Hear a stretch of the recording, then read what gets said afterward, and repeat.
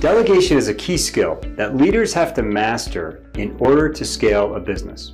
The challenge is that when leaders don't delegate effectively, they end up operating at a lower level than they should, and they force every leader beneath them in the leadership pipeline to do the same. I was recently coaching a vice president of engineering who loved technology, but he couldn't keep himself out of the weeds. He was operating as a director and sometimes as a manager. So that forced all the directors beneath him to operate like managers, and it forced the managers to operate like team leaders. It's a downward spiral that has a negative impact on people, process, and the business. But when leaders delegate effectively, it really has three key impacts. Number one, it enables that leader to operate at the right level. Number two, it demonstrates trust in other team members.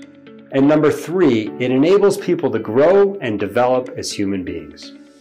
Ultimately, delegation is a choice that you make as a leader. So let's take a few minutes to assess your delegation choices right now by responding to the three questions below in your comment box. Question number one, what tasks are on your plate today that you know you should delegate to someone else?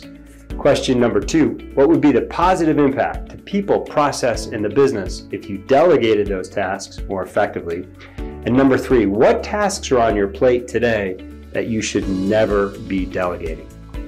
Comment below, and I look forward to seeing your responses. Thanks.